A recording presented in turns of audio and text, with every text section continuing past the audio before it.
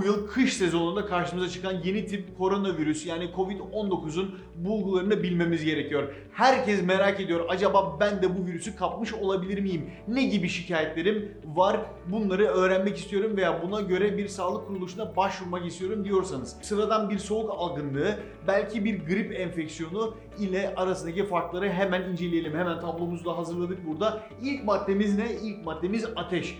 Ateş Covid-19'da çok sıklıkla karşımıza çıkıyor. Peki sıradan bir soğuk algınlığı enfeksiyonunda bu kadar yüksek ateşi nadiren görüyoruz ama gribe baktığımızda gripte tipik olarak yüksek ateşimiz var. Evet, ikinci maddemiz öksürüktü. Öksürük Covid-19'da sıklıkla karşımıza çıkıyor ve kuru ama tekrarlayan bir öksürük. Sırbistan Başbakanı'nın görüntüleri de geliyor. İlk bu görüntülerle bu öksürüğü daha fazla tanıyabilmiş olduk.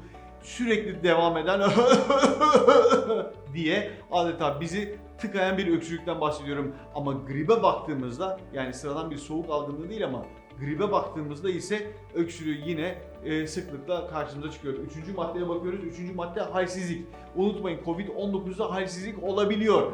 Fakat sıradan bir soğuk algınlığında zaman zaman bunu sadece görüyoruz. Fakat gripte paçavra hastalığı adı üstünde zaten halsiz bırakıyor. Dördüncü maddemizde devam ediyoruz. Nefes darlığı. Nefes darlığı Covid-19'da zaman zaman görüyoruz. Sıradan bir soğuk algınlığında nefes darlığı adeta hiç görmüyoruz ve gripte de nefes darlığı olmuyor. Covid-19'un özelliği neydi? Akciğerlere yayılımı daha fazla, akciğerleri tutması daha fazla.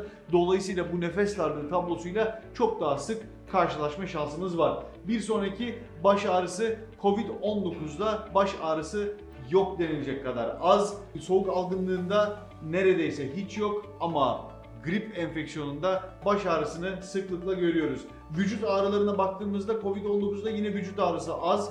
Soğuk algınlığında hafif ama gripte oldukça sık karşımıza çıkıyor. Boğaz ağrısı veya işte boğazda yanma belirtilerine baktığımızda Covid-19'da az bir miktarda görüyoruz ama sıradan soğuk algınlığı tablosuna baktığımızda ise boğaz ağrısı daha sık bir şekilde karşımıza çıkıyor. Adenovirüsler, enterovirüsler hep boğaz ağrıları yapabiliyor. Adeta membranöz tonsilit dediğimiz beyazlanma olmasa bile bademciklerinizin büyüdüğü tablolarla bu virüslerde karşılaşabiliyorsunuz ve tabii ki gripte de zaman zaman görüyoruz. Bir sonraki madde ise titreme. Titreme Covid-19'da sıklıkla görülmüyor ama soğuk algınlığında ise yine nadiren fakat gripte oldukça sık bir şekilde görüyoruz.